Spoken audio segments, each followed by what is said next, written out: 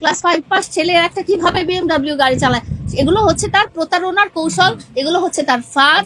ভালো হয়ে যা, এখনো সময় আছে। ক্লাস 5 পাস ছেলে একটা কিভাবে বিএমডব্লিউ গাড়ি চালায়। লাইলা আপু বলতেছে যে 5 পাস ছেলে কিভাবে বিএমডব্লিউ গাড়ি চালায়।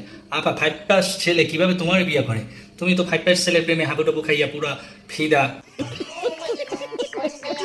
ঢাকা বিশ্ববিদ্যালয় থেকে পড়াশোনা করে বের হয়েছে, ওকে কিভাবে আমি বোকা বানাবো? ও এখন এসে আবার একটা ভুয়া কাবিননামা বের করছে। এদিকে মামুন বলতেছে যে ঢাকা বিশ্ববিদ্যালয় থেকে বের হয়ে একটা ভুয়া কাবিনেমা। ভাইয়া এতদিন কি ছিল তাহলে? লাইলার সাথে এতদিন যে চোকাচুকি অনেক কিছু, সেটা কি ভুয়া ছিল? সেটা কি ভুয়া কাবিননামা? তোমাদের কি বিয়ে হয় নাই? একটা ফেক কাবিননামা বের করছে, যেখানে নাকি বলতেছে আমাদের নাকি বিয়ে হয়েছে। বুঝেন মামুন সাহেবের ব্যাপারটা? মামুন সাহেব কিন্তু বিয়ে করে নাই, সবকিছু দিচ্ছে, সবকিছু খাইছে, সবকিছু করছে, কিন্তু মামুন সাহেবের বিবাহ হয়ই নাই, তার বিবাহ হইতেই পারে না। তো এখনো সিঙ্গেল, সে এখনো সিঙ্গেল, তার বিবাহ কিভাবে হবে?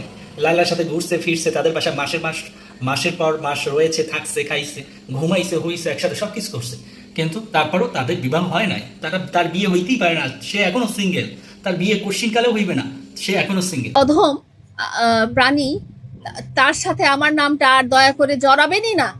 লাইলা আপু কিন্তু পুরো বলেছে যে তার সাথে আপনারা নাম জড়াবেনই না। লাইলা আপু কখনো প্রিন্স মামুনের সাথে নিজে নাম জড়ায় না, সবকিছু জড়ায় সাংবাদিক যারা রয়েছে, কর্মী বা অন্যান্য যারা রয়েছে সবাই কিন্তু নাম জড়ায়, কিন্তু লাইলা আপু কখনো কিন্তু নাম জড়ায় না। সো আপনারা কিন্তু জড়াবেন না, জড়াবার কোনো সাহসও দেখাবেন না।